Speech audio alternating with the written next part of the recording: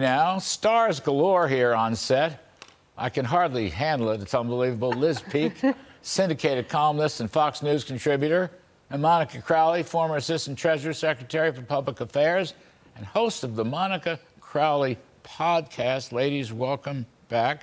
Okay, you're going to agree with some of that and disagree with some of that. Monica, you were there. Rumor has it you were actually there. What can you tell us? And what do you think about this event? Well, I actually led a panel on big tech and the actual collusion between big tech and big government right before President Trump spoke. And I was very honored to be in the front row for his speech. Got a little shout out from our former boss, as did you. You got a shout out? I can't believe it. As did you, Larry Kudlow. I think you got a standing ovation as well. Look, I think President Trump is doing a really important thing here in a couple of different ways. All of his recent major addresses, like his CPAC speech, have been very heavy on policy. They've been policy-oriented. His rallies are a different thing, but these kinds of targeted speeches are really laden with policy based on his 4 years in the White House, where he has a tremendous record of delivering a booming economy and world peace. So he has that as a springboard to pitch what he would do in a second term. I think he's also very cleverly staking out all of these policy positions for a second term right now before there are other significant people in this race for the Republican primary. Because he's driving a stake in the ground, and he's going to force all of the other candidates to follow and basically copy what he's saying. That's so they're going to look like they are following him. You should write an op-ed piece on that. I think that's true. Truthfully, I think that's very insightful. Now, Liz, you're probably not quite as enthused about all this as some of the others here. Sitting in this vast studio, I don't want to name names, includes the technical people and the floor managers. But, I mean, you must confess what Monica just said. I mean, he is way ahead of anybody else in the field regarding issues. It may not agree with him. I understand that, but he's way ahead of them. Larry, I voted for Trump twice. I would love to see Trump become president. My problem is I'm not sure he can win against whoever's out there on the Democratic side. We have to assume at this point it's Joe Biden. But I think he did a good job of going back to the campaign. Let's face it, in 2016, it was a brilliant campaign because he poked holes in a lot of conventional wisdom, by the way, not just on the Democratic side, but also on the Republican side. He took on things like free trade. You're a free trade guy, but, he Except really... for China. Yeah, exactly. Well, he really sold the idea that we had to cut back on our activities in China. And I think Americans, honestly, I think his biggest legacy is that Americans are now completely up to speed on the really horrible things that China has done to the United States over decades, while everybody looked the other way. And I think that is a tremendous achievement. Look, I would love to see his policies be the backbone of the Republican Party going forward. I think it's inevitable those will be.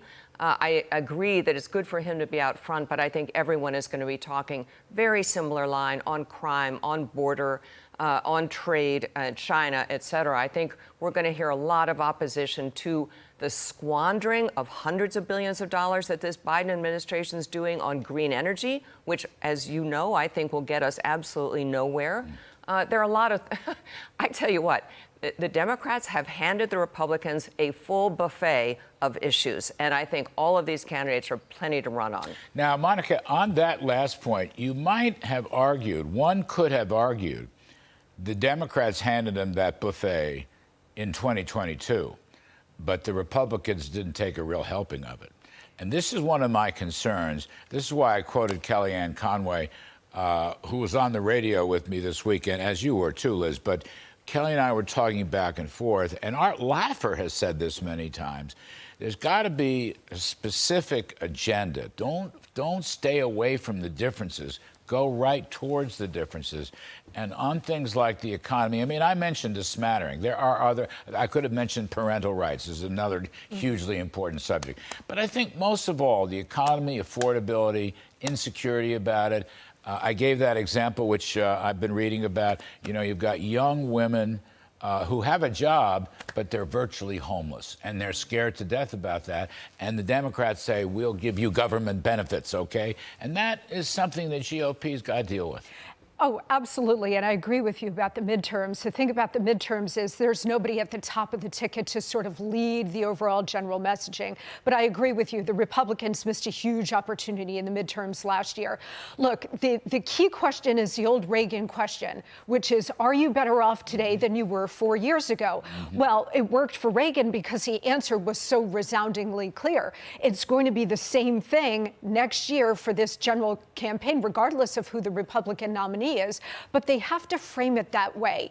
And regardless of the issues that you're talking about, whether it's economic issues, whether it's social issues, whether it's the border, whether it's crime, cities in crisis, the question is, are you better off? But the ultimate candidate needs to talk directly to the forgotten men and women in this country. So far, the only candidate I have seen effectively do that is Donald Trump.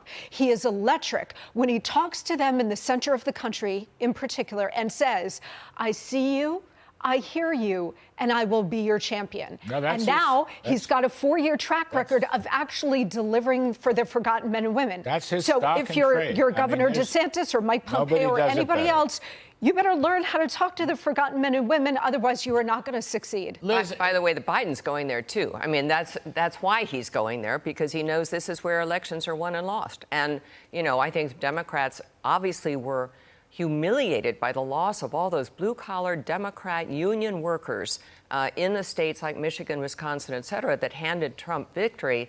So Biden's talking about that nonstop. The problem is he doesn't have the accomplishments to put in front of them. I mean, I think that was the St. Louis Fed that said basically the middle class has suffered the worst decline in incomes in decades. After inflation. Yeah, real wages. That's pretty powerful, and people Are you know surprised?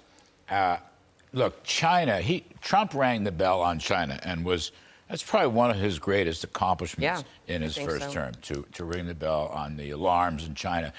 But are you surprised? It looks like, led by President Trump, the GOP is becoming a very protectionist party. And it looks to me, and now here's where I may part company with my former boss, at least to some extent. China, yeah, we've got to go after them. It's a national security issue as well as an economic issue. It's a technology issue. But I don't know about the rest of the world. I don't know about broad-based tariffs, which he's talking about. I wish he would talk about reciprocity. In other words, we deal with Europe, we deal with Japan. We made a lot of trade deals in the Trump administration based on the theme of reciprocity. I kind of hope he keeps that. Otherwise, it's trade protectionism, and I don't think that that's a wonderful thing. You know, and that is how Wilbur Ross used to talk about trade policy. He would say, you realize that the Europeans have, I don't know what it was, a 22% tariff on our cars going there, but we have a 6% tariff on their car. So why isn't that more equal? I think this idea of fairness, whether it's in trade or in immigration and so many different topics, I think Americans are really ready to buy into that.